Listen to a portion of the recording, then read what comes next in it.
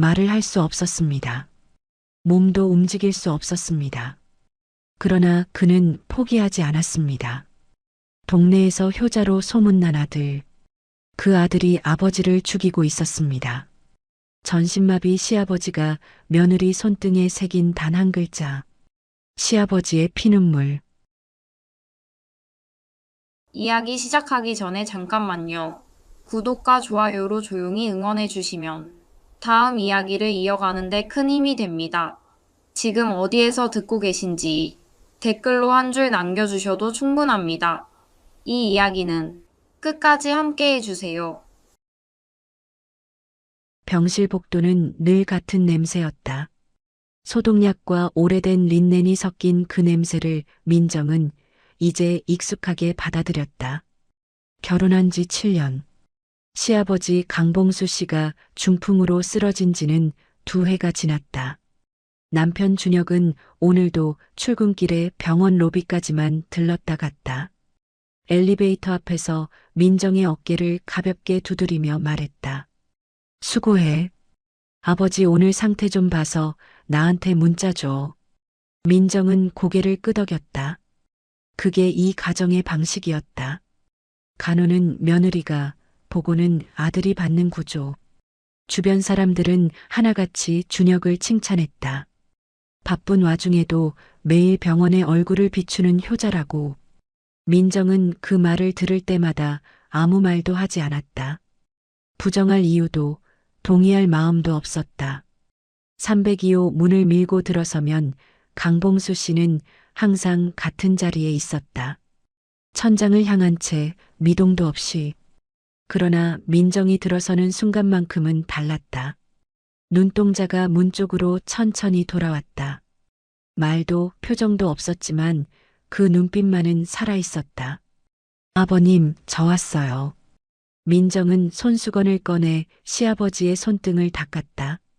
차갑고 건조한 피부, 혈관이 도드라진 손등을 닦다 보면 민정은 이 손이 한때 무엇을 쥐었을지 생각하곤 했다. 연장, 지게, 어린 준혁의 손. 협탁 위에는 약봉지가 2개 놓여 있었다. 하나는 병원 로고가 찍힌 흰 봉지, 다른 하나는 그보다 작은 무지 봉지. 민정은 흰 봉지를 집어 투약 시간을 확인했다. 준혁이 아침에 들를 때마다 챙겨둔다고 했다. 민정은 약을 챙겨 시아버지 입가에 물과 함께 넘겼다. 강봉수 씨의 눈이 잠깐 민정의 손목 쪽으로 향했다. 민정은 눈치채지 못했다. 오전 내내 조용했다. 민정은 창가에 앉아 간호일지를 정리했다. 정기 상태 점검이 사흘 후였다. 담당 간호사가 지난주에 귀띔했다. 점검 결과에 따라 병실 이동 여부가 결정될 수 있다고. 그 말이 민정의 머릿속 어딘가에 걸려 있었다. 이유는 몰랐다. 단지 불편했다. 점심 무렵 민정이 시아버지의 자세를 바로잡으려 몸을 기울였다. 그때였다. 강봉수 씨의 손이 민정의 손목을 잡았다. 놀라지 않으려 했지만 민정은 숨을 멈췄다. 경련인지 의지인지 분간하기 어려운 힘이었다. 하지만 놓아주지 않았다. 1초, 2초, 3초. 민정은 천천히 고개를 들어 시아버지의 눈을 바라봤다. 눈빛이 달랐다. 두려움인지 간절함인지 민정은 알 수 없었다. 다만 그 눈이 무언가를 향하고 있다는 것만은 느꼈다. 문 쪽인지 협탁 쪽인지 아니면 민정 자신인지. 아버님? 대답은 없었다. 말을 할 수 없는 사람이었다. 그러나 손은 계속 민정의 손목을 쥐고 있었다. 복도에서 간호사 발소리가 가까워졌다. 민정은 반사적으로 몸을 일으켰고 그 순간 강봉수 씨의 손이 힘없이 내려갔다. 마치 처음부터 아무 일도 없었던 것처럼. 민정은 잠시 시아버지의 손을 내려다봤다. 그냥 경련이었을 것이다. 민정은 그렇게 생각하기로 했다. 간호일지에도 그렇게 적었다. 오후 12시 14분 상지 경련 1회. 이상 없음. 병실을 나서며 민정은 복도 창밖을 보았다. 늦가을 하늘이 낮고 무거웠다. 이상한 기분이 좀처럼 가시지 않았다. 무엇이 이상한지는 몰랐다. 그저 무언가가 자신을 붙들었다가 놓아주었다는 느낌. 그리고 그것이 끝난 것이 아니라는 느낌. 민정은 엘리베이터 버튼을 눌렀다. 그 손이 왜 놓아주지 않았는지 아직 묻지 않았다. 사흘 후 정기 점검이 있었다. 담당 의사 이선호는 강봉수 씨의 차트를 훑으며 짧게 말했다. 전반적으로 안정적이라고. 다만 최근 재활 치료에서 미세한 반응이 포착됐다고 했다. 손가락 끝에 미약한 수축. 의도적인 움직임일 가능성이 있다고. 민정은 그 말을 듣는 순간 가슴이 뛰었다. 그러나 옆에 서 있던 준혁이 먼저 입을 열었다. 선생님, 아버지가 자극에 예민하게 반응하면 오히려 역효과가 날 수 있다고 하지 않으셨어요? 흥분하시면 혈압이 올라서요. 이선호는 잠깐 준혁을 봤다가 고개를 끄덕였다. 과도한 자극은 삼가는 게 좋긴 하죠. 그럼 재활 강도는 지금 수준으로 유지해 주세요. 민정은 아무 말도 하지 않았다. 말을 꺼내려다 멈췄다. 준혁의 말이 틀리지 않았기 때문이다. 적어도 표면적으로는. 병실로 돌아오는 길에 준혁은 민정의 어깨에 손을 올렸다. 당신이 고생이 많아. 아버지가 저렇게 안정적인 게 다 당신 덕분이야. 동네 사람들이 들었다면 또 고개를 끄덕였을 말이었다. 민정은 웃었다. 어떤 웃음인지는 스스로도 몰랐다. 그날 오후 민정은 혼자 병실에 남았다. 강봉수 씨의 눈은 오늘도 문 쪽을 향해 돌아왔다. 민정이 자리에 앉자 시아버지의 손가락이 미세하게 움직였다. 재활팀이 말한 바로 그 수축이었다. 의도적인 움직임일 가능성. 민정은 잠시 그 손을 바라봤다. 지난번처럼 잡아오면 어쩌나 싶었다. 그러나 이번엔 달랐다.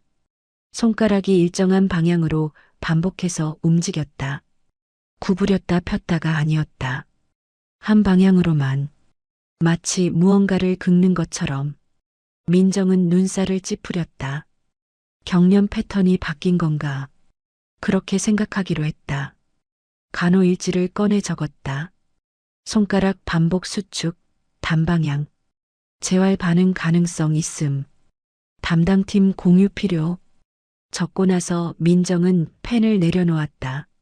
뭔가 빠뜨린 것 같은 느낌이 들었다. 무엇인지는 몰랐다. 이틀 후 준혁이 병실에 들렀다. 민정이 잠깐 화장실을 다녀오는 사이였다.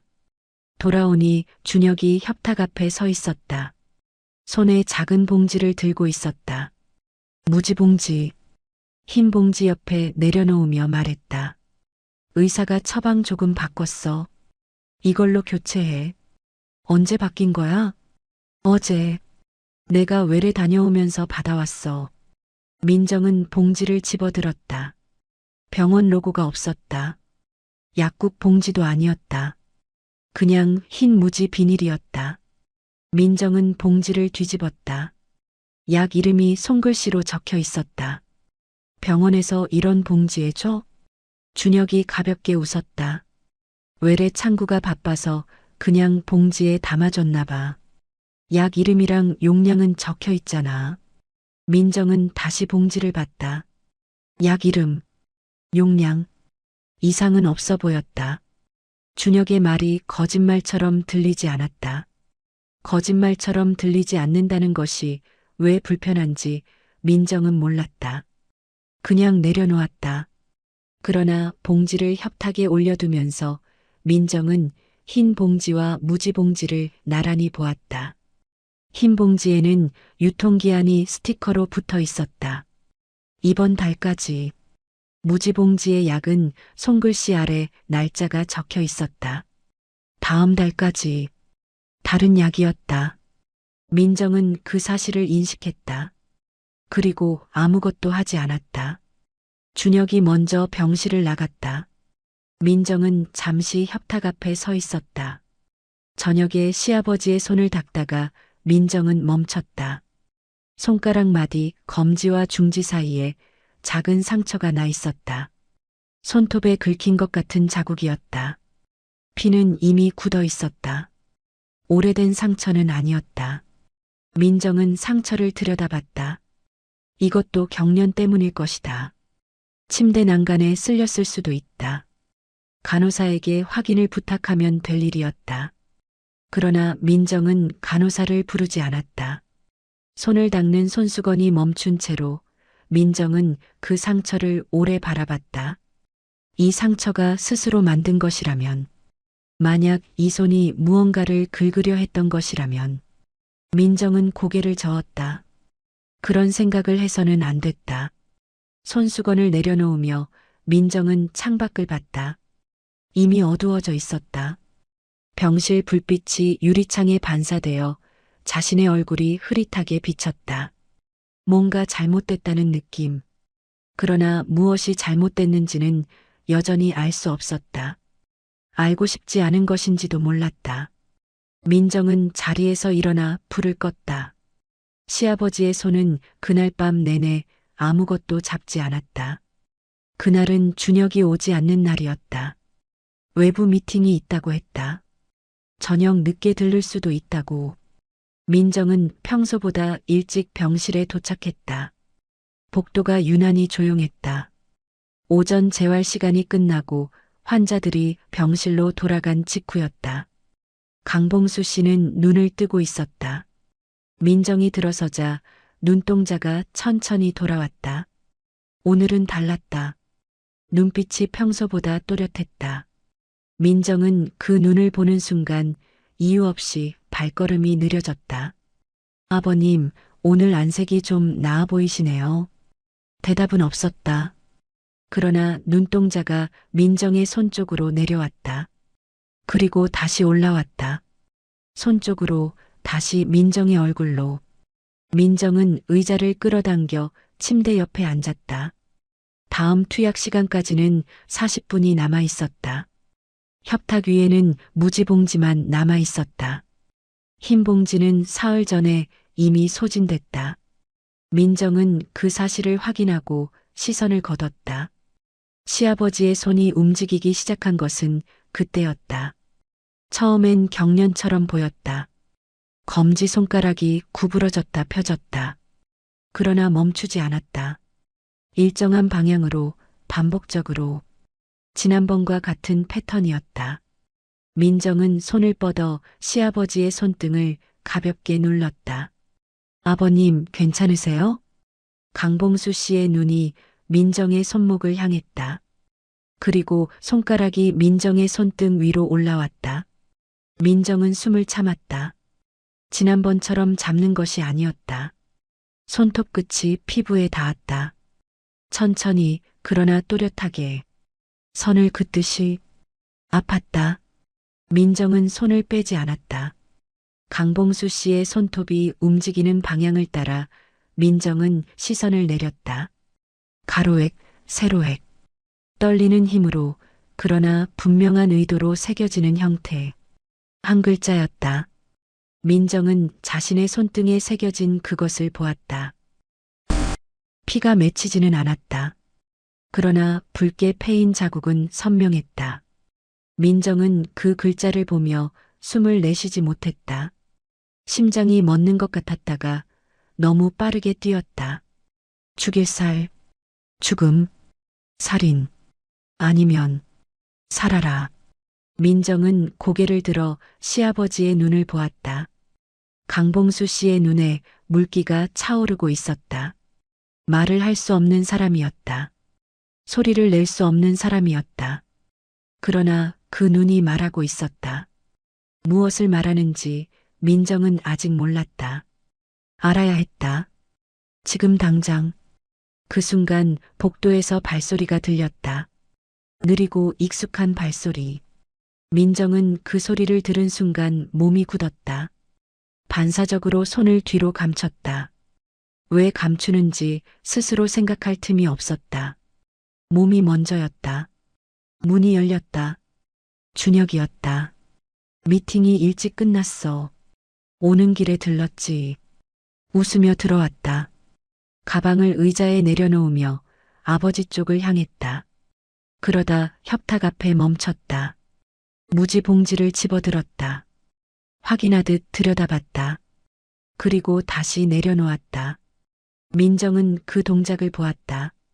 봉지를 집어든 손, 확인하는 눈, 내려놓는 타이밍, 병원 로고가 없는 봉지, 유통기한이 다른 약, 손가락 마디의 상처, 그리고 손등의 글자. 민정의 머릿속에서 무언가가 맞닿았다. 아직 형태가 없었다. 그러나 맞닿았다.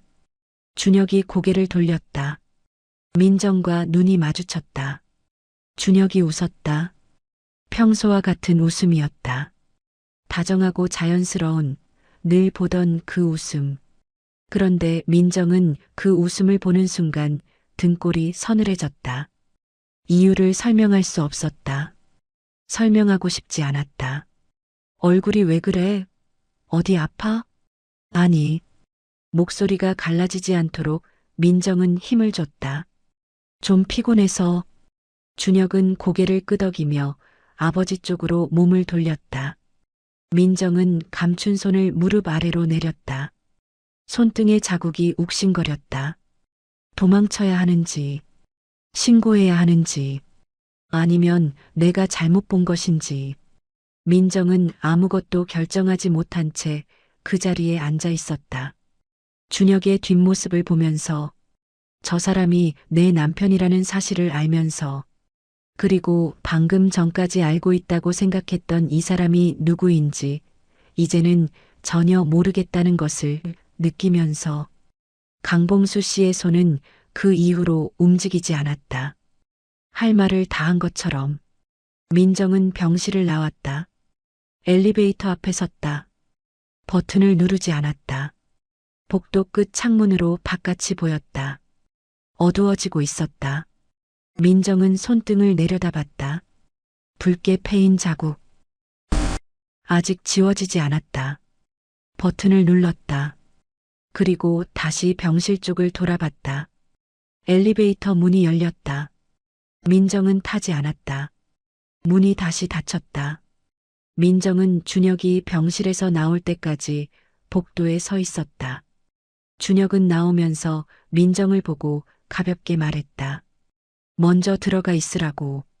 자신은 아버지 저녁 약만 챙기고 간다고. 저녁 약. 민정은 고개를 끄덕였다. 그날 밤 민정은 잠을 자지 않았다. 협탁 위에 있던 무지봉지. 병원 로고 없음. 손글씨로 적힌 약 이름. 유통기한이 다른 두 봉지. 재활에서 포착된 의도적 움직임. 그것을 막은 준혁의 요청. 손가락 마디의 상처. 그리고 손등에 새겨진 한 글자. 민정은 새벽 2시에 자리에서 일어났다. 준혁의 서랍을 열었다. 찾는데 오래 걸리지 않았다. 서랍 안쪽에 접힌 종이 몇 장. 채무 확인서. 금액이 적혀 있었다. 민정이 알고 있는 준혁의 수입으로는 감당할 수 없는 숫자였다. 그 아래에 다른 종이. 위임장 형식의 문서. 강봉수 씨의 인감이 찍혀 있었다. 날짜는 시아버지가 쓰러진 이후였다. 말을 할 수 없는 사람의 도장이 쓰러진 이후에 찍혀 있었다. 민정은 종이를 내려놓지 않았다. 손이 떨렸다. 떨리는 손으로 휴대폰을 꺼냈다. 사진을 찍었다. 1장, 2장. 그리고 무지 봉지 생각이 났다. 병실에 있는 그 봉지. 다음 날 아침 민정은 준혁보다 일찍 병원에 갔다. 담당 간호사를 복도에서 만났다. 민정은 낮은 목소리로 말했다. 협탁위 약봉지를 확인해 달라고. 처방 기록과 대조해 달라고. 이상하면 투약을 보류해 달라고. 간호사가 민정의 얼굴을 봤다. 민정은 눈을 피하지 않았다. 오전 중에 결과가 나왔다. 무지봉지 안의 약은 강봉수 씨에게 처방된 적 없는 성분이었다. 의식 억제 계열. 장기 복용 시 각성 방해. 담당 의사 이선호가 직접 민정을 불렀다. 민정은 서랍에서 찍은 사진을 보여줬다. 채무 확인서, 인감이 찍힌 위임장. 이선호는 잠시 말이 없었다. 그날 오후 준혁은 병원 로비에서 경찰을 만났다. 민정은 그 장면을 보지 않았다. 병실에 있었다. 강봉수 씨 옆에 앉아서 손수건으로 손을 닦고 있었다. 아무 말도 하지 않았다. 할 말이 없었다. 해야 할 말이 있다면 그것은 지금 이 자리에서 나올 말이 아니었다. 복도가 한동안 소란스러웠다가 조용해졌다. 민정은 손수건을 접었다. 강봉수 씨의 눈이 민정을 향해 있었다. 약물이 중단된 지 몇 시간이 지나 있었다. 의사는 회복 가능 여부를 아직 알 수 없다고 했다. 시간이 필요하다고, 얼마나 필요한지도 모른다고. 민정은 그 말을 들었을 때 울지 않았다. 지금도 울지 않았다. 강봉수 씨의 손이 천천히 움직였다. 이번엔 긁지 않았다. 잡지도 않았다. 그냥 민정의 손 위에 얹혔다. 무게가 거의 없었다. 낙엽 한 장 같은 무게였다. 민정은 그 손을 내려다봤다. 시아버지는 놓아주지 않았다. 그때 그 손은 무언가를 붙들려 했다. 지금 이 손은 달랐다. 붙드는 것이 아니었다. 그냥 거기 있었다. 있어도 된다는 것처럼. 민정은 자신의 손을 움직이지 않았다. 손등의 자국은 아직 남아 있었다. 민정은 그 글자가 무엇을 뜻했는지 아직 확정하지 않았다. 살인인지 살아라인지, 어쩌면 둘 다였을지도 몰랐다. 어쩌면 시아버지만 알고 있을 것이었다. 그리고 어쩌면 영원히 말로는 나오지 않을 것이었다. 준혁에 대한 감정이 무엇인지 민정은 아직 몰랐다. 분노인지 슬픔인지 배신인지. 이름을 붙이고 싶지 않았다. 이름을 붙이는 순간 그것이 완성될 것 같았다. 민정은 그 감정이 완성되는 것을 원하지 않았다. 아직은. 앞으로 어떻게 할 것인지도 몰랐다. 이 병실에 계속 올 것인지, 이 가정이라는 것을 어떻게 부를 것인지, 시아버지의 회복을 기다리는 이 시간이 무엇인지. 민정은 아무것도 결정하지 않았다. 다만 지금 이 자리에 있었다. 시아버지의 손이 민정의 손 위에 얹혀 있었다. 창밖으로 해가 기울고 있었다. 병실은 조용했다. 소독약 냄새가 났다. 오래된 린넨 냄새가 났다. 민정은 그 냄새를 처음으로 낯설게 느꼈다. 끝난 것이 아니었다. 시작해야 하는 무언가가 지금 이 손의 무게만큼 민정에게 얹혀 있었다. 계절이 한번 바뀌었다. 병실 창문으로 햇빛이 전과 다르게 들어왔다. 민정은 오늘도 같은 시간에 302호 문을 밀었다. 손에는 작은 보온 도시락이 들려 있었다. 강봉수 씨는 눈을 뜨고 있었다. 민정이 들어서자 눈동자가 문 쪽으로 돌아왔다. 달라진 것이 있었다. 오른손 검지가 천천히 들렸다. 완전히 올라오지는 않았다. 그러나 들렸다. 민정은 도시락을 협탁에 내려놓았다. 아무 말도 하지 않았다. 의자를 끌어당겨 앉았다. 손수건을 꺼내 시아버지의 손등을 닦기 시작했다. 창밖에서 바람 소리가 들렸다. 손등의 자국은 이제 거의 지워져 있었다. 민정은 그 자리를 손수건으로 한 번 더 닦았다. 그리고 손수건을 접었다. 7살 아들이 USB를 꺼낸 순간 법정 전체가 숨을 멈췄습니다. 아빠도 몰랐던 비밀 아이의 한마디에 재판이 뒤집혔습니다. 판사님, 이거 보면 안 돼요? 7살 아이의 폭탄 선언에 모두가 얼어붙었습니다. 엄마가 이혼하자던 진짜 이유 아이 영상 한 장에 그대로 무너졌습니다. 법정에 울린 7살의 목소리. 아빠가 밤마다 울었어요. 가족을 깨트린 건 어른이 아니었습니다. 단 한 명 7살 아이였습니다. 재판이 시작되자마자 아들이 꺼낸 USB 하나가 모든 진실을 드러냈습니다. 엄마가 모르는 거 보여드릴까요? 그 말 한마디에 법정이 뒤집혔습니다.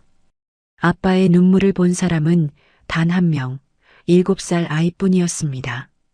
누구도 예상 못했던 반전. 아이의 증언이 가족을 살렸습니다. 시작하기 전에요. 구독과 좋아요 한번 눌러주시면 저에게 정말 큰 힘이 됩니다. 여러분의 응원이 다음 이야기를 이어갑니다. 오늘 사연 시작하겠습니다. 서울 외곽의 오래된 아파트 단지, 10년도 더 된 낡은 건물들이 즐비한 곳에 정우석의 가족이 살고 있었습니다. 우석은 41살의 중견기업 과장이었어요. 성실하고 온순한 성격 덕분에 회사에서는 믿을 만한 직원으로 통했지만 집에서는 말수가 적은 남편이었습니다. 아내 김소연은 39살로 동네 학원에서 상담 매니저로 일하고 있었어요. 현실적이고 단단한 성격의 소유자였죠. 결혼 전에는 활달하고 밝은 사람이었지만 결혼 10년 차가 되면서 표정이 많이 굳어졌습니다. 두 사람 사이에는 7살 난 아들 하준이가 있었어요.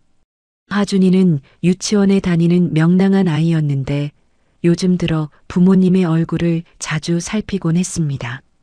어느 평일 저녁 우석은 또 야근을 하고 집에 늦게 들어왔습니다. 현관문을 열자 거실은 조용했어요.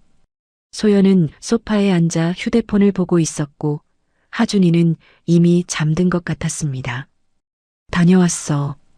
우석이 인사를 건넸지만 소연은 고개도 들지 않았어요. 응.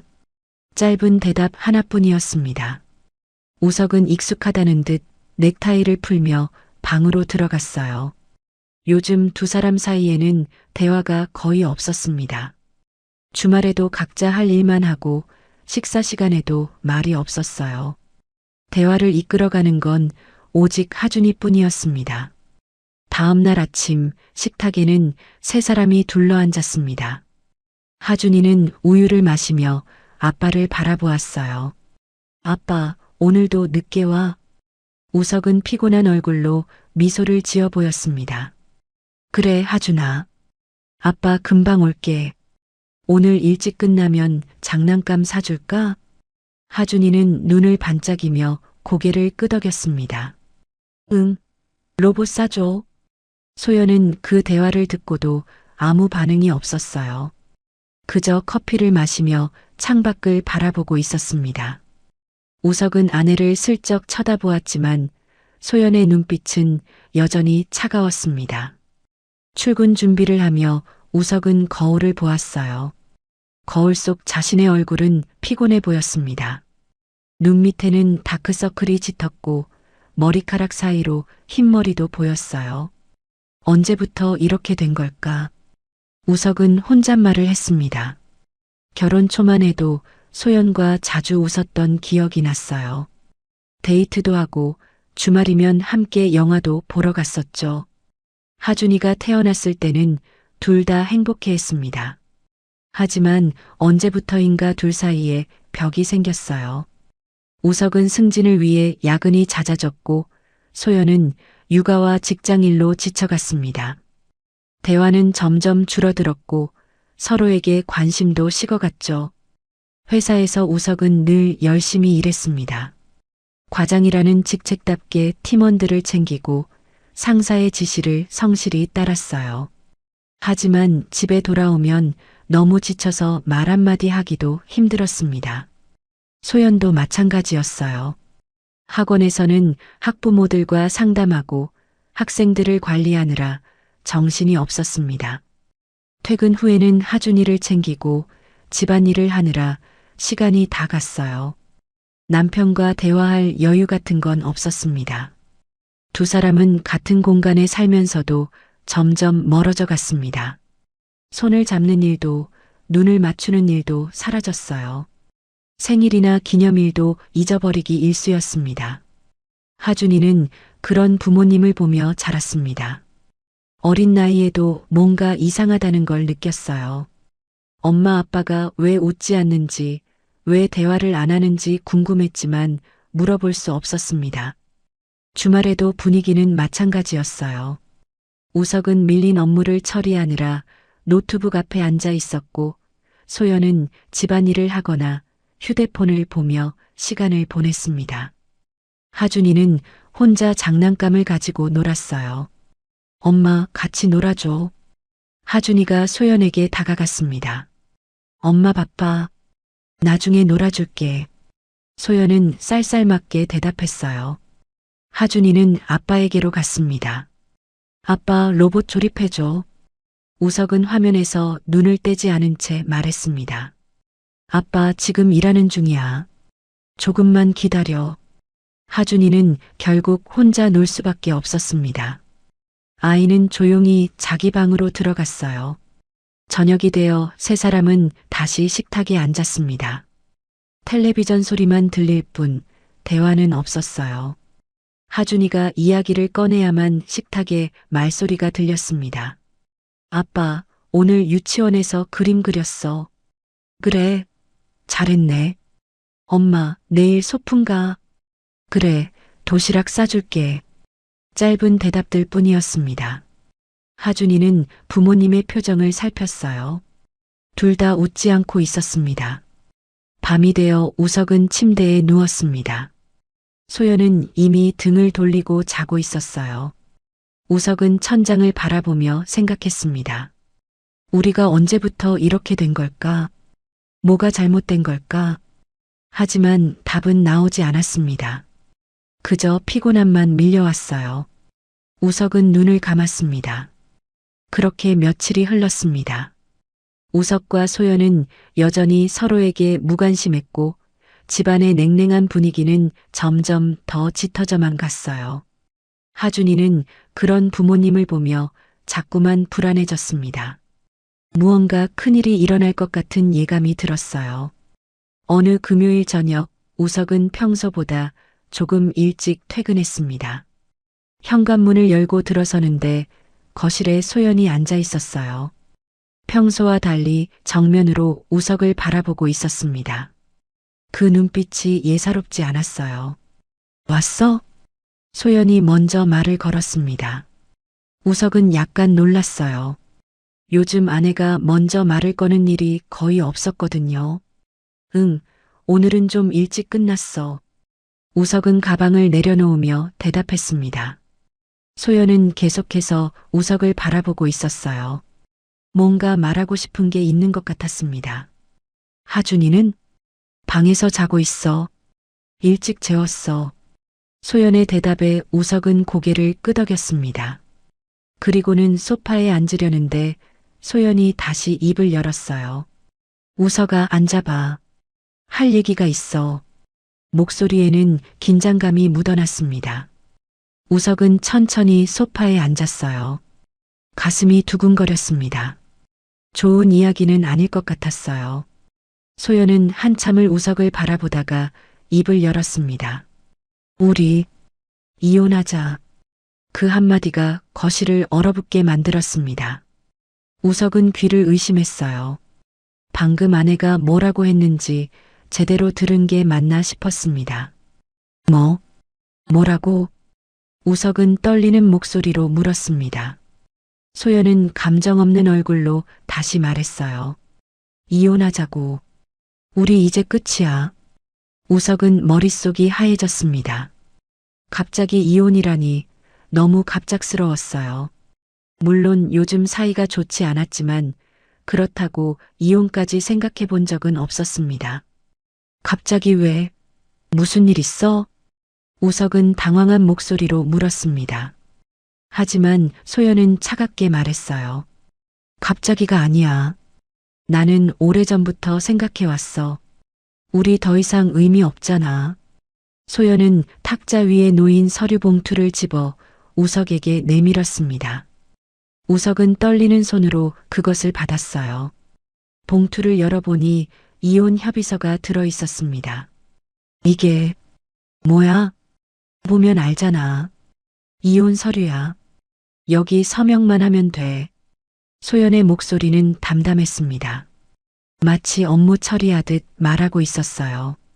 우석은 서류를 내려다보았습니다. 눈앞이 흐려졌어요.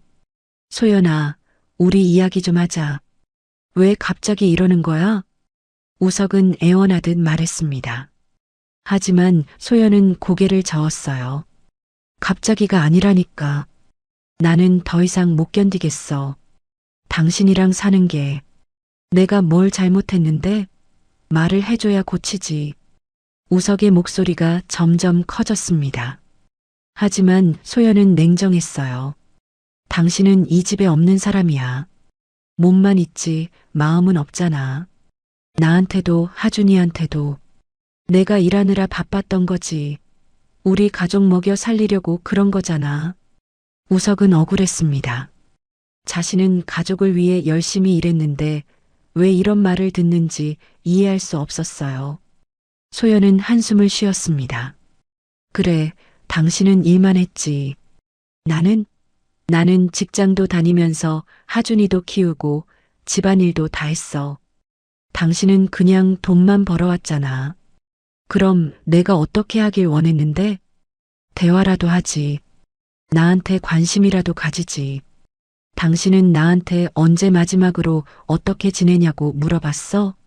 소연의 목소리에 감정이 실렸습니다. 그동안 쌓여있던 불만이 터져 나오는 것 같았어요.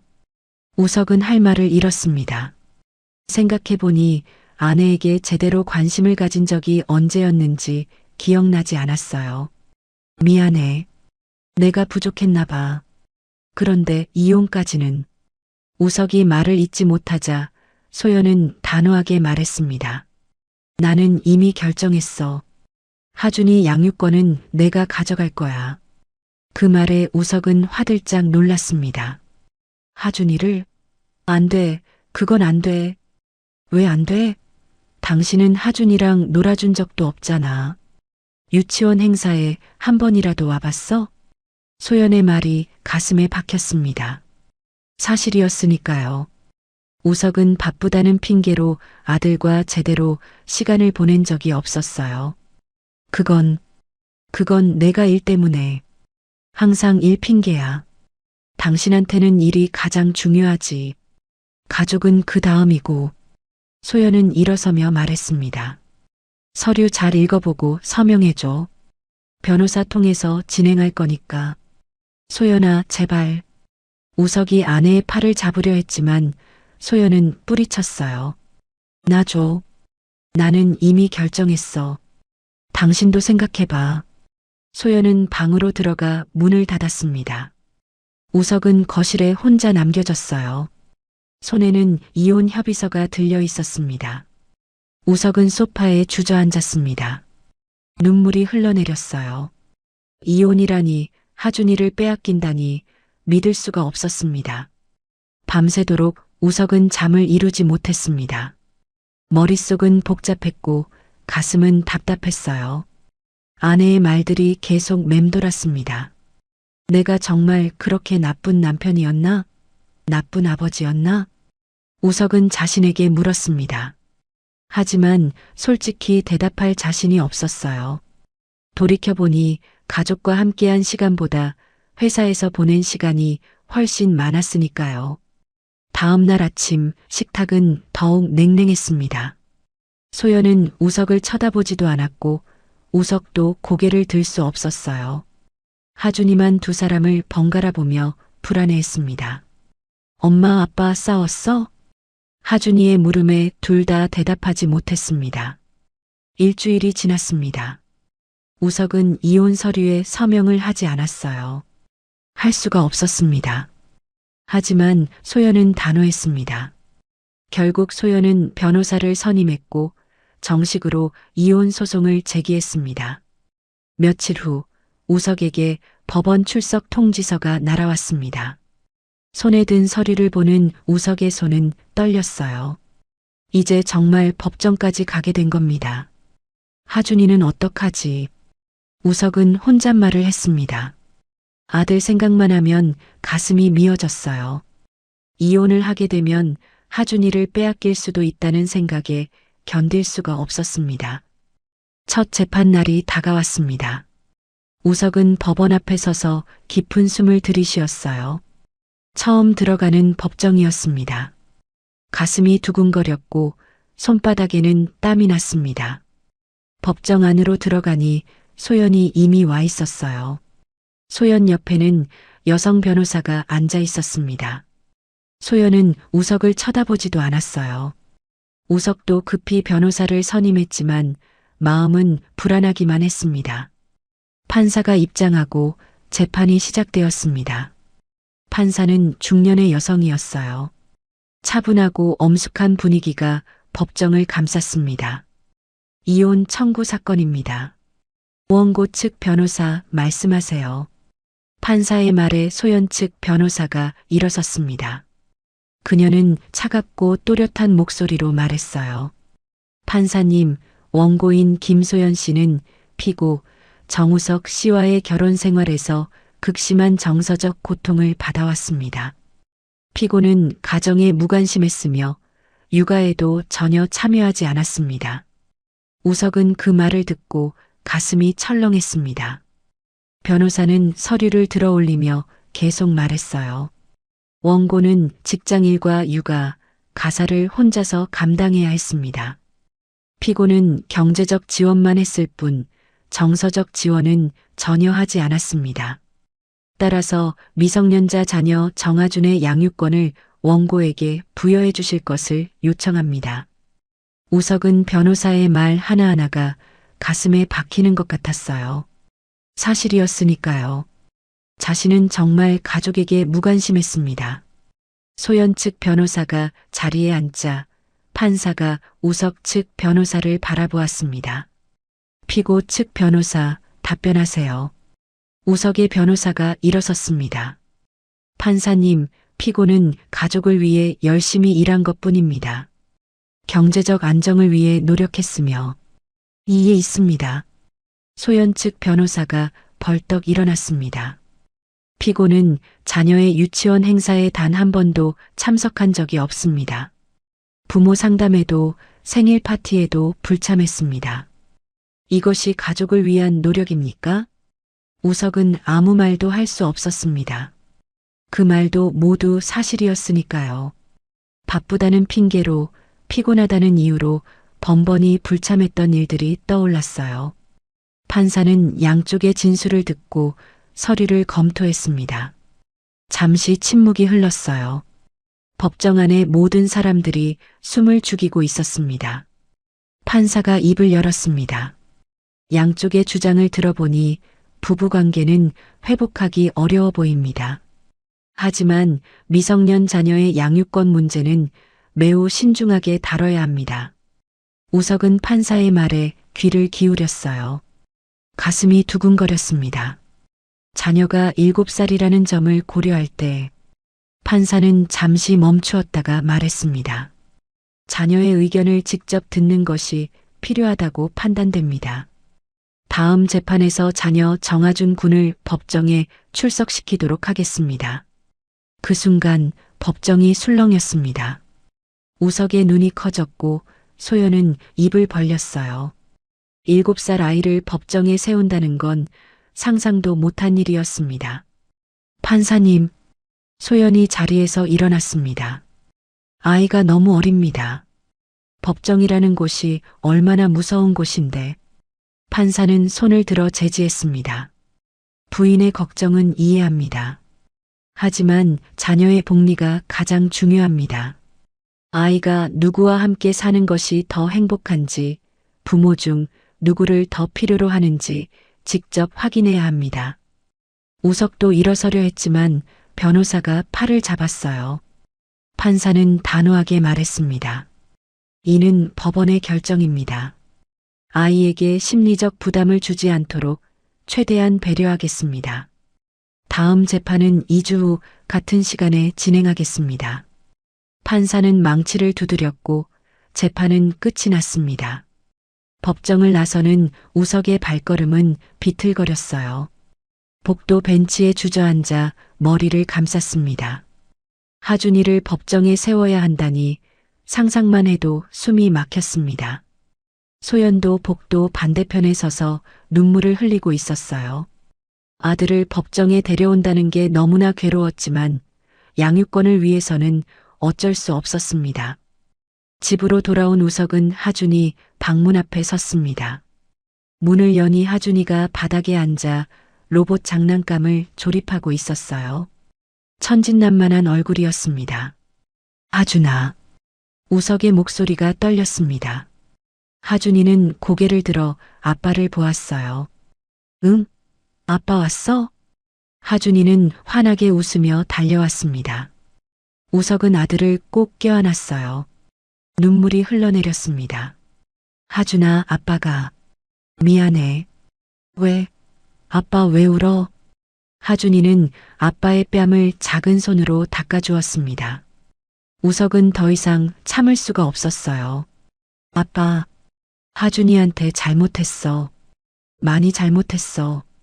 밤이 되어 우석은 침대에 누웠지만 잠이 오지 않았습니다. 천장을 바라보며 생각했어요. 하준이가 법정에서 뭐라고 말할지, 엄마와 아빠 중 누구를 선택할지 그 생각만으로도 가슴이 찢어지는 것 같았습니다. 2주일이 흘렀습니다. 그동안 우석과 소연은 하준이에게 법정에 간다는 이야기를 차마 하지 못했어요. 어떻게 설명해야 할지 몰랐습니다. 7살 아이에게 부모의 이혼 재판에 나가야 한다고 말하는 게 너무 잔인하게 느껴졌어요. 하지만 하준이는 이미 알고 있었습니다. 아이는 부모가 생각하는 것보다 훨씬 더 많은 것을 보고 들었어요. 밤마다 엄마 아빠가 나누는 차가운 대화, 법원에서 온 서류들, 그리고 두 사람의 슬픈 표정까지 모두 느끼고 있었습니다. 드디어 2번째 재판 날이 밝았습니다. 아침 식탁은 그 어느 때보다 조용했어요. 소연이 먼저 입을 열었습니다. 하준아, 오늘 엄마 아빠랑 같이 나가야 해. 하준이는 고개를 끄덕였습니다. 법원 가는 거지? 소연과 우석은 깜짝 놀랐어요. 하준이가 어떻게 알았는지 의아했습니다.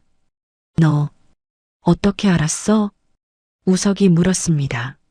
하준이는 침착하게 대답했어요. 엄마 아빠 이야기 들었어.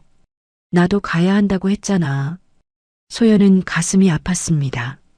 아들이 모든 걸 듣고 있었다니 얼마나 무서웠을까 싶었어요. 하준아, 무섭지? 하준이는 고개를 저었습니다. 괜찮아. 나 용감해. 하지만 아이의 눈빛에는 불안함이 가득했습니다. 법원에 도착했습니다. 복도에는 여러 사람들이 오가고 있었어요. 하준이는 엄마 손을 꼭 잡고 걸었습니다. 우석은 뒤에서 아들의 뒷모습을 바라보았어요.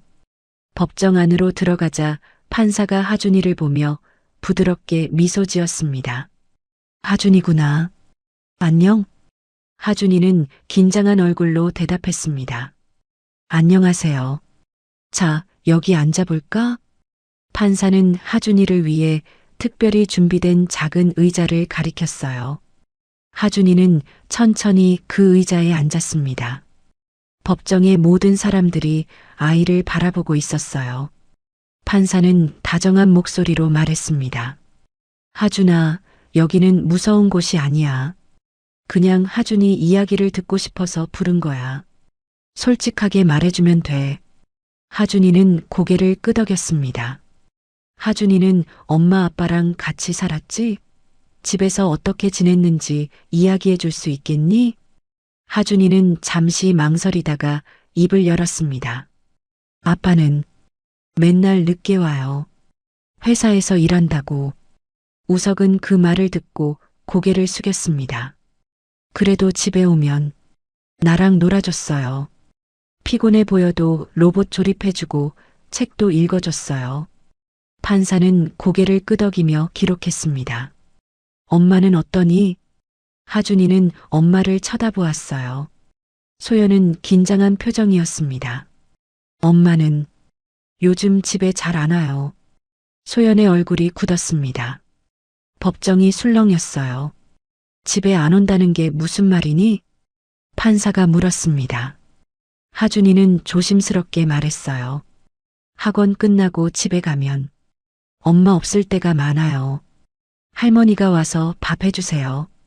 소연은 급히 말했습니다. 제가 일이 늦게 끝나서 그래요. 어쩔 수 없이. 하지만 판사는 소연을 제지하고 다시 하준이에게 물었습니다. 그럼 하준이는 엄마 아빠 중에 누구랑 더 많이 놀았니? 하준이는 망설였습니다. 엄마를 보고 아빠를 보았어요. 두 사람 모두 긴장한 표정이었습니다. 요즘은 할머니랑 더 많이 놀았어요. 그 말에 우석과 소연 모두 충격을 받았습니다.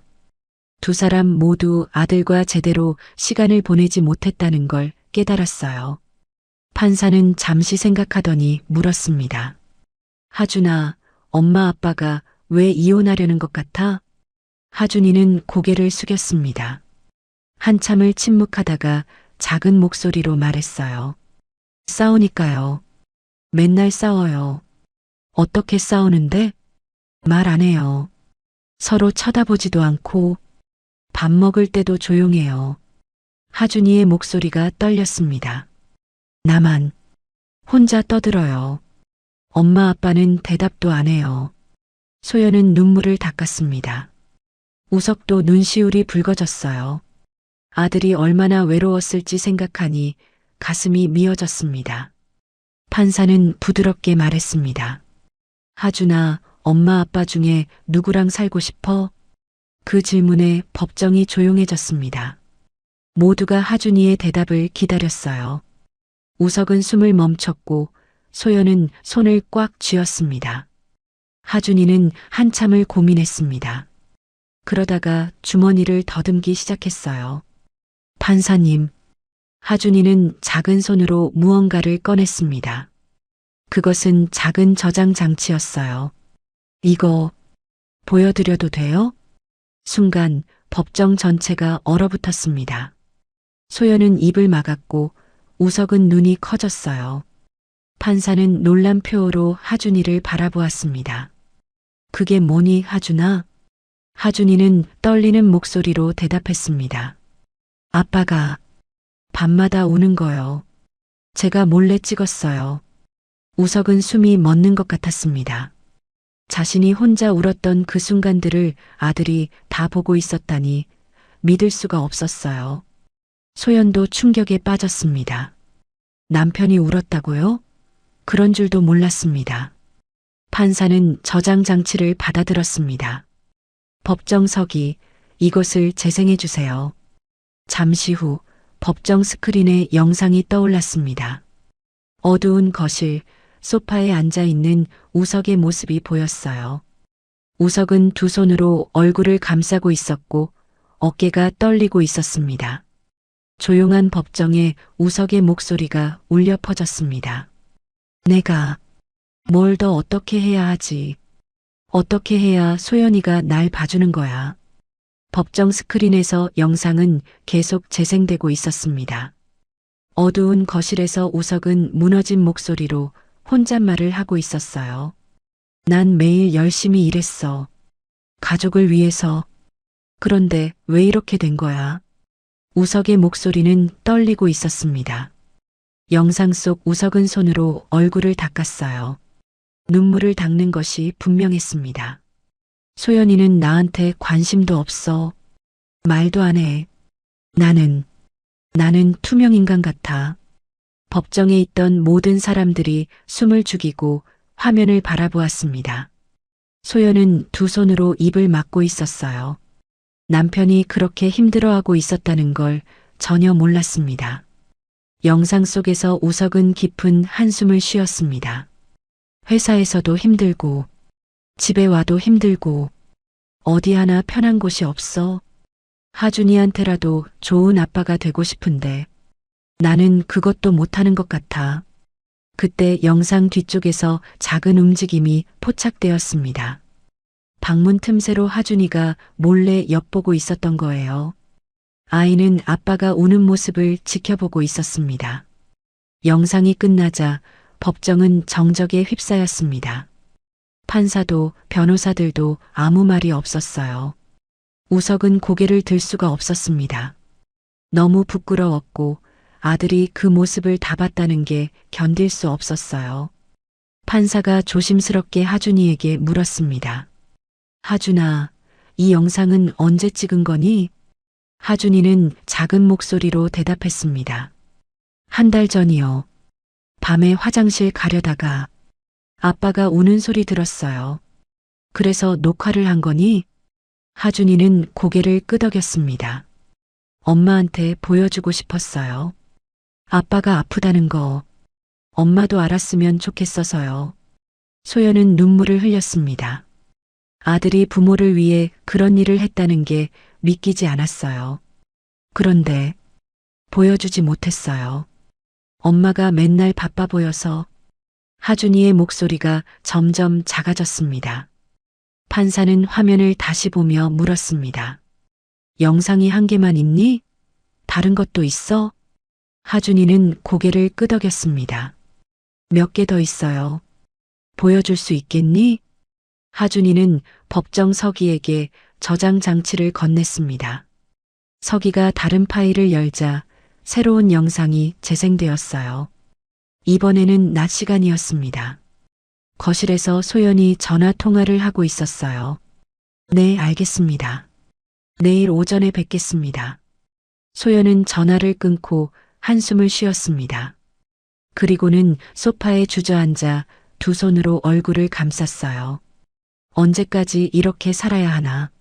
나도 지쳤어. 소연의 목소리도 떨리고 있었습니다. 아침에 일어나서 하준이 챙기고 출근해서 일하고 퇴근하면 또 집안일. 남편은 나한테 관심도 없고. 소연은 눈물을 닦았습니다. 나도 사랑받고 싶어. 나도 누군가한테 기대고 싶다고. 왜 나만 이렇게 힘들어야 해? 우석은 그 영상을 보며 충격에 빠졌습니다. 아내도 자신만큼 힘들어하고 있었다는 걸 전혀 몰랐어요. 소연이 강하다고만 생각했는데 알고 보니 아내도 무너지고 있었던 겁니다. 영상 속 소연은 계속 말했습니다. 우석이는 날 안 봐줘. 내가 얼마나 힘든지, 내가 뭘 바라는지 아무것도 물어보지 않아. 그냥 돈만 벌어오면 되는 줄 알아. 소연은 소파에 누워 천장을 바라보았어요. 이혼하면 조금 나아질까? 혼자 사는 게 더 편할까? 그 순간 영상 뒤쪽에서 또다시 하준이의 모습이 보였습니다. 아이는 방문 뒤에 숨어서 엄마를 지켜보고 있었어요. 영상이 끝나자 소연은 울음을 터뜨렸습니다. 자신의 모습이 저렇게 녹화되어 있었다니, 그것도 아들이 찍었다니 너무 부끄러웠어요. 판사는 하준이를 바라보았습니다. 하준아, 왜 이런 영상들을 찍은 거니? 하준이는 눈물을 글썽이며 대답했습니다. 엄마 아빠가 서로 모르는 것 같아서요. 무엇을 모른다는 거니? 아빠는 엄마가 힘든 거 몰라요. 엄마는 아빠가 우는 거 몰라요. 하준이의 목소리가 떨렸습니다. 둘 다 힘든데 서로한테 말 안 해요. 그래서 제가 보여주고 싶었어요. 법정에 있던 사람들은 모두 눈물을 닦고 있었습니다. 7살 아이가 부모를 위해 이런 일을 했다는 게 가슴 아팠어요. 우석은 자리에서 일어났습니다. 판사님, 제가 할 말이 있습니다. 판사는 고개를 끄덕였습니다. 우석은 소연을 바라보며 말했어요. 소연아, 미안해. 나는 내가 그렇게 힘든 줄 몰랐어. 우석의 목소리는 울먹이고 있었습니다. 나는 내가 열심히 일하면, 돈 많이 벌어오면, 그게 가족을 위하는 거라고 생각했어. 그런데 그게 아니었구나. 소연도 고개를 들어 우석을 바라보았습니다. 너도 힘들었구나. 나는 내가 나한테 관심 없는 줄만 알았어. 두 사람은 서로를 바라보았습니다. 10년 동안 함께 살면서도 서로의 마음을 제대로 본 적이 없었다는 걸 깨달았어요. 하준이가 말했습니다. 엄마, 아빠, 서로 이야기해요. 제발, 아이의 간절한 목소리에 법정의 모든 사람들이 가슴 아파했습니다.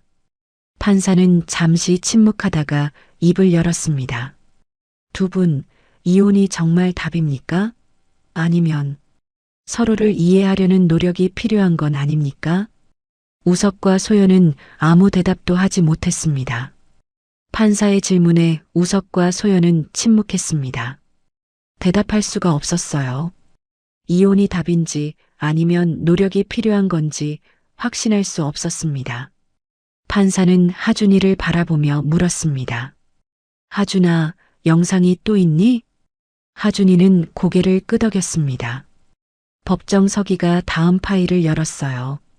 이번에는 주말 오후 영상이었습니다. 거실에서 우석이 노트북으로 일을 하고 있었어요. 소연은 부엌에서 설거지를 하고 있었습니다. 하준이가 로봇 장난감을 들고 우석에게 다가갔어요. 아빠, 같이 놀자. 나중에. 아빠, 지금 바빠. 우석은 화면에서 눈을 떼지 않았습니다. 하준이는 실망한 표정으로 돌아섰어요. 이번에는 부엌으로 갔습니다. 엄마, 나랑 놀아줘. 엄마 설거지 해야 해. 방에 가서 혼자 놀아. 소연도 아들을 제대로 쳐다보지 않았습니다. 하준이는 고개를 떨구고 자기 방으로 들어갔어요. 방 안에서 하준이는 혼자 바닥에 앉아 있었습니다. 로봇을 만지작거리다가 조용히 울기 시작했어요. 소리 내지 않고 눈물만 흘렸습니다. 엄마, 아빠, 나 싫어하나? 아이의 작은 목소리가 법정에 울려 퍼졌습니다. 우석은 자리에서 벌떡 일어났어요. 가슴이 찢어지는 것 같았습니다. 하준아. 우석이 아들에게 달려갔습니다. 하준이를 꼭 안았어요. 소연도 자리에서 일어나 두 사람에게 다가갔습니다. 우리 아들, 미안해. 정말 미안해. 우석은 아들을 안고 울었습니다. 소연도 하준이의 등을 쓰다듬으며 눈물을 흘렸어요. 판사는 잠시 기다려 주었습니다. 세 사람이 진정할 때까지 말입니다. 하준이는 아빠 품에서 고개를 들었습니다. 아빠, 나는 엄마 아빠 둘 다 좋아요. 그래, 하준아. 아빠도 너 정말 사랑해. 그런데 왜 헤어져요? 나는 싫어요. 하준이의 울음소리가 커졌습니다. 아이는 그동안 참았던 감정을 터뜨렸어요. 학교 친구들은 다 엄마 아빠랑 같이 살아요. 나만 혼자 될 거예요. 소연은 아들을 꼭 안았습니다. 하준아, 아니야. 너는 혼자가 아니야. 그럼 왜 이혼해요? 나 때문이에요? 그 말에 우석과 소연은 깜짝 놀랐습니다. 아니야, 하준아. 절대 내 잘못이 아니야. 우석이 급히 말했습니다. 하지만 하준이는 고개를 저었어요. 내가 말 안 들어서, 내가 공부 못해서, 그래서 엄마 아빠가 화난 거 아니에요? 소연은 아들의 얼굴을 두 손으로 감싸 안았습니다. 하준아, 절대 아니야. 너는 정말 착한 아이야. 이건 엄마 아빠 문제야. 하준이는 눈물을 뚝뚝 흘리며 물었습니다. 그럼 고치면 안 돼요? 엄마 아빠가 다시 사이좋게 지내면 안 돼요? 우석과 소연은 서로를 바라보았습니다. 두 사람의 눈에도 눈물이 가득했어요. 판사가 조용히 말했습니다. 잠시 휴정하겠습니다. 두 분께서 상의할 시간을 드리겠습니다. 판사는 자리에서 일어났고 법정의 사람들도 모두 나갔습니다. 법정에는 우석, 소연, 하준이 그리고 양측 변호사만 남았어요. 소연 측 변호사가 조심스럽게 말했습니다. 김소연 씨, 계속 진행하시겠습니까? 소연은 하준이를 바라보았습니다. 아들은 여전히 눈물을 흘리고 있었어요. 그 모습을 보니 가슴이 너무 아팠습니다. 저는 잘 모르겠어요. 소연의 목소리는 떨렸습니다. 우석이 말했습니다. 소연아, 우리 이야기 좀 하자. 제대로. 소연은 고개를 끄덕였습니다. 두 사람은 법정 한쪽 구석으로 갔어요. 하준이는 변호사와 함께 남았습니다. 우석이 먼저 입을 열었습니다. 소연아, 나 정말 몰랐어. 내가 그렇게 힘든 줄. 나는 그냥 열심히 일하면 가족이 행복할 거라고 생각했어. 소연은 고개를 저었습니다. 나도 몰랐어. 당신이 그렇게 외로웠는지. 나는 당신이 나한테 관심 없는 줄만 알았어. 관심 없었던 게 아니야. 나는 어떻게 표현해야 할지 몰랐어. 말하는 게 어색했어. 우석은 소연의 손을 잡았습니다. 나는 내가 강하다고 생각했어. 혼자서도 다 잘할 수 있다고. 그래서 내가 도와주지 않아도 괜찮은 줄 알았어. 소연의 눈에서 눈물이 흘러내렸습니다. 나도 강한 척했어. 당신한테 약한 모습 보이기 싫어서. 그런데 그게 더 멀어지게 만든 거였네. 두 사람은 한참을 침묵했습니다. 10년 동안 쌓인 오해와 서운함이 천천히 풀려나가고 있었어요. 소연아, 나 정말 바보였어. 내 마음을 몰라줘서 미안해. 나도 미안해. 당신 마음을 헤아리지 못해서. 소연은 우석을 바라보았습니다. 우리 다시 시작할 수 있을까? 우석은 놀라서 소연을 보았어요. 정말? 너 이혼 안 하고 싶어? 소연은 하준이를 바라보았습니다. 아들은 멀리서 두 사람을 불안하게 쳐다보고 있었어요. 저 아이가 우리를 지키려고 얼마나 노력했는지 봤잖아. 7살짜리가 말이야. 소연의 목소리가 떨렸습니다. 나는 나빠질 대로 나빠진 결혼이라고 생각했어. 고칠 수 없다고. 그런데 오늘 깨달았어. 뭘? 우리가 정말 문제였던 건 대화를 안 한 거였어. 서로에게 마음을 말하지 않은 거. 우석은 고개를 끄덕였습니다. 맞아. 나도 그걸 오늘 알았어. 하준이가 보여준 영상들. 우리는 같은 집에 살면서도 서로를 전혀 모르고 있었어. 소연은 우석의 손을 꼭 잡았습니다. 다시 해보자. 처음부터. 이번에는 제대로. 휴정이 끝나고 판사가 다시 자리에 앉았습니다. 법정의 분위기는 아까와 달랐어요. 우석과 소연은 나란히 앉아 서로의 손을 잡고 있었습니다. 판사는 두 사람의 모습을 보며 물었습니다. 두 분 상의는 하셨습니까? 소연이 일어섰습니다. 목소리는 떨렸지만 또렷했어요. 판사님, 저 이혼 청구를 취하하고 싶습니다. 법정이 술렁였습니다. 소연 측 변호사도 놀란 표정을 지었어요. 김소연 씨, 확실하십니까? 판사가 다시 한번 확인했습니다. 소연은 고개를 끄덕였어요. 네, 확실합니다. 저는 남편과 다시 시작하고 싶습니다. 우석은 소연의 손을 더욱 꼭 잡았습니다. 눈물이 흘러내렸어요. 판사는 잠시 두 사람을 바라보다가 말했습니다. 좋습니다. 하지만 법원으로서 한 가지 권고사항이 있습니다. 말씀하세요. 두 분께는 전문적인 부부 상담이 필요해 보입니다.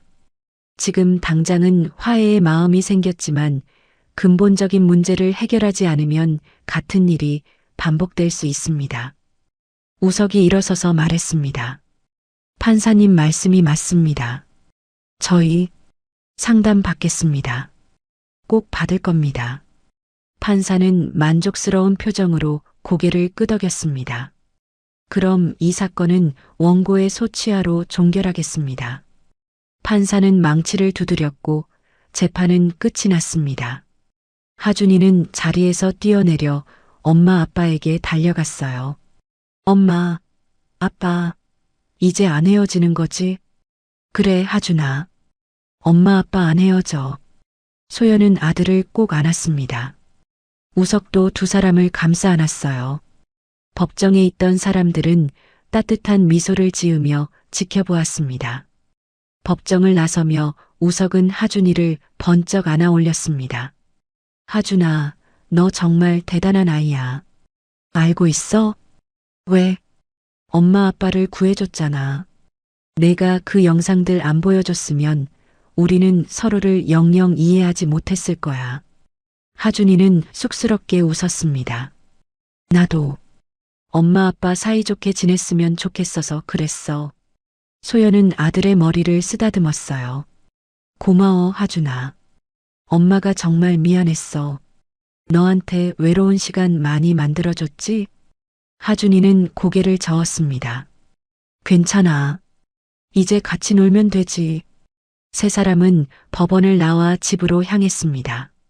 차 안에서 우석이 말했어요. 소연아, 오늘부터 내가 변할게. 진짜로. 나도 변할 거야. 당신한테 내 마음 제대로 표현할게. 그리고 하준이. 우석은 백미러로 뒷좌석의 아들을 보았습니다.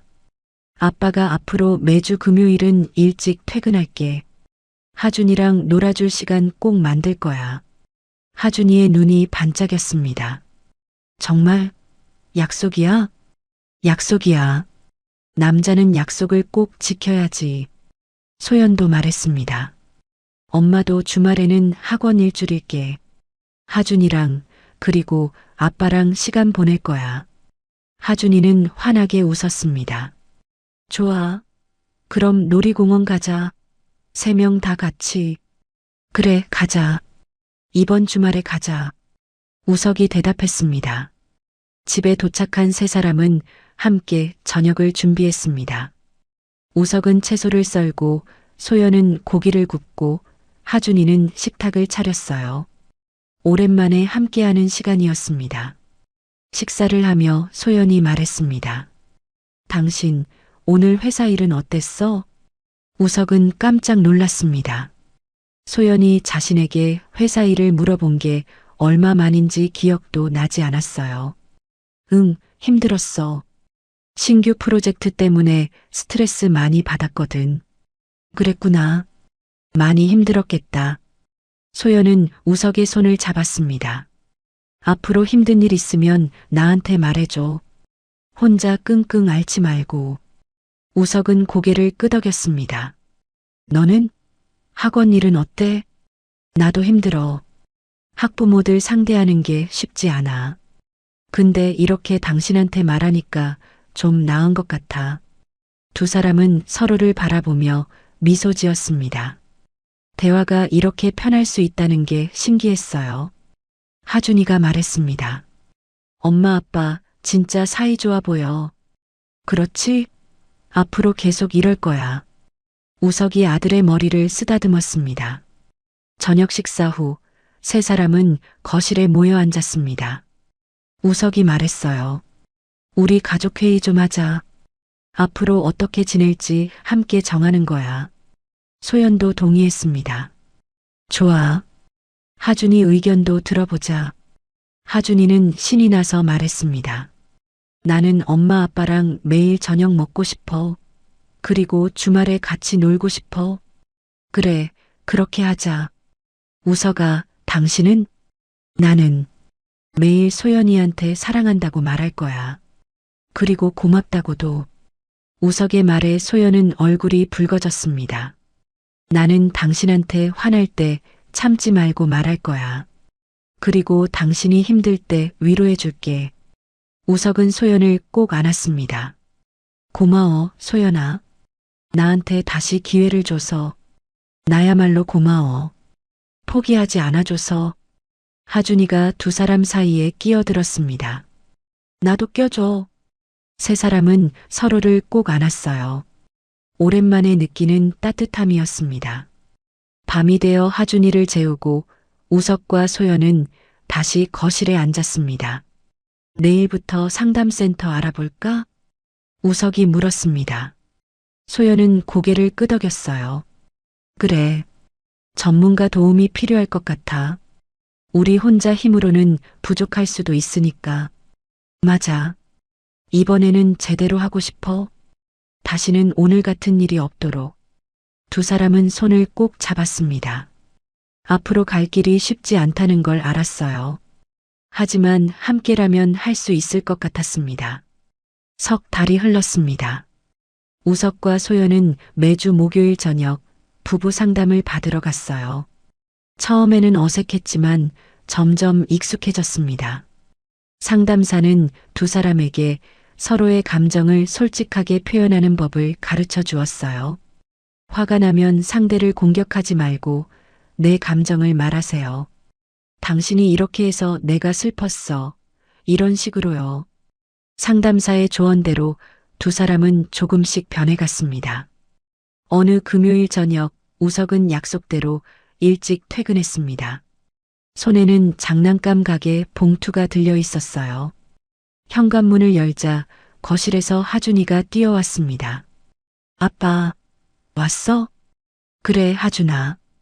오늘 뭐하고 놀까? 로봇 조립하자. 지난번에 못 끝낸 거. 좋아, 같이 하자. 우석은 넥타이를 풀고 바닥에 앉았습니다. 하준이와 함께 로봇을 조립하기 시작했어요. 소연은 부엌에서 그 모습을 보며 미소 지었습니다. 여보, 저녁 곧 될 거야. 조금만 기다려. 응, 천천히 해. 우리 시간 많아. 우석이 대답했습니다. 예전 같았으면 빨리 먹자고 재촉했을 텐데 이제는 달랐어요. 저녁 식사 시간 식탁에는 대화가 넘쳤습니다. 하준아, 오늘 유치원에서 뭐 했어? 소연이 물었습니다. 하준이는 신나서 대답했어요. 미술 시간에 가족 그림 그렸어. 선생님이 제일 잘 그렸대. 정말? 엄마한테 보여줄래? 하준이는 가방에서 종이를 꺼냈습니다. 그림에는 세 사람이 손을 잡고 웃고 있었어요. 햇살이 밝게 빛나고 하트가 가득했습니다. 와, 정말 잘 그렸다. 우리 하준이 예술가네. 우석이 말했습니다. 하준이는 자랑스러워했어요. 선생님이 가족이 행복해 보인대. 소연은 그림을 보며 눈시울이 붉어졌습니다. 몇 달 전만 해도 이런 그림을 그릴 수 없었을 텐데 이제는 가능했어요. 주말이 되었습니다. 약속대로 세 사람은 놀이공원에 갔어요. 하준이는 처음부터 끝까지 웃음을 멈추지 않았습니다. 아빠, 저기 회전목마 타자. 좋아, 가자. 우석은 하준이와 함께 회전목마를 탔습니다. 소연은 그 모습을 사진으로 찍었어요. 환하게 웃는 두 사람의 얼굴이 너무 예뻤습니다. 엄마도 와. 하준이가 손을 흔들었습니다. 소연도 달려가 함께 탔어요. 세 사람은 나란히 목마 위에서 웃었습니다. 점심시간 식당에 앉아 햄버거를 먹으며 소연이 말했습니다. 여보, 고마워. 뭐가? 이렇게 시간 내줘서. 나도 회사 일 많은데 당신도 그렇잖아. 우석은 소연의 손을 잡았습니다. 이게 더 중요하지. 가족이 제일 중요한 거야. 소연은 웃으며 고개를 끄덕였어요. 오후에는 페인트 체험을 했습니다. 세 사람은 흰 티셔츠에 마음껏 그림을 그렸어요. 하준이는 가족 얼굴을 그렸고 우석은 하트를 그렸고 소연은 집을 그렸습니다. 우리 집이야. 따뜻한 집. 소연이 말했습니다. 우석은 소연을 꼭 안았어요. 고마워, 소연아. 나를 믿어줘서. 나야말로 고마워. 변하려고 노력해줘서. 두 사람은 키스를 했습니다. 하준이는 옆에서 까르르 웃었어요. 엄마 아빠 사랑해. 집으로 돌아오는 차 안에서 하준이는 피곤해서 잠들었습니다. 우석은 조용히 운전하며 소연에게 말했어요. 소연아, 나 오늘 정말 행복했어. 나도. 이런 게 가족이구나 싶었어. 우리 앞으로도 계속 이렇게 지내자. 힘든 일 있어도 함께 이야기하고 서로 위로하고. 그래. 약속이야. 두 사람은 손을 꼭 잡았습니다. 몇 주 후 상담사가 말했습니다. 두 분 정말 많이 좋아지셨어요. 이제 스스로 잘하실 수 있을 것 같아요. 우석과 소연은 서로를 바라보며 미소 지었습니다. 선생님 덕분입니다. 정말 감사해요. 아니에요. 두 분이 노력하신 거예요. 그리고 상담사는 파일을 꺼내 보여주었습니다. 하준이도 대단한 아이예요. 상담하면서 느꼈는데 7살이 할 수 있는 일이 아니었어요. 부모를 위해 그렇게 용기 낸 거. 우석은 고개를 끄덕였습니다. 맞아요. 하준이가 아니었으면 우리는 정말 끝이었을 거예요. 아이가 부모를 구한 거죠. 정말 특별한 사랑이에요. 상담이 끝나고 집에 돌아온 우석과 소연은 하준이를 불렀습니다. 하준아, 이리 와봐. 하준이가 뛰어왔습니다. 두 사람은 아들을 가운데 앉혔어요. 하준아, 엄마 아빠가 할 말이 있어. 뭐? 고맙다는 말. 너 때문에 우리가 다시 행복해졌어. 하준이는 쑥스럽게 웃었습니다. 나는 그냥 엄마 아빠가 웃었으면 좋겠어서 그랬어. 너는 우리 영웅이야. 알고 있어? 우석이 말했습니다. 소연도 덧붙였어요. 너 없었으면 우리 가족 없었어. 정말 고마워, 우리 아들. 세 사람은 다시 꼭 안았습니다. 어느 일요일 오후 세 사람은 거실 소파에 나란히 앉아 텔레비전을 보고 있었습니다. 하준이는 우석의 무릎에 앉아 있었고 소연은 우석의 어깨에 기대고 있었어요. 여보, 행복해? 소연이 물었습니다. 우석은 고개를 끄덕였어요. 응, 정말 행복해. 너는? 나도. 이게 진짜 가족이구나 싶어. 하준이가 말했습니다. 엄마 아빠, 우리 영원히 같이 살 거지? 그럼 당연하지. 우석과 소연이 동시에 대답했습니다. 창밖으로 따뜻한 햇살이 쏟아져 들어왔습니다. 거실에는 웃음소리가 가득했어요. 몇 달 전 법정에서 눈물을 흘리던 가족은 이제 진정한 행복을 찾았습니다. 그날 밤 하준이를 재우며 소연이 말했습니다. 하준아, 사랑해. 나도 사랑해, 엄마. 엄마가 약속할게. 앞으로 절대 너 혼자 두지 않을 거야. 우석도 말했습니다. 아빠도 약속해. 매일 하준이랑 놀아줄게. 하준이는 환하게 웃으며 잠들었습니다. 두 사람은 아들의 잠든 얼굴을 바라보았어요. 소연아, 우리 잘할 수 있을까? 할 수 있어. 아니, 꼭 할 거야. 하준이를 위해서라도. 응, 우리를 위해서도. 두 사람은 손을 꼭 잡고 방을 나왔습니다. 복도에는 하준이가 그린 가족 그림이 걸려 있었어요.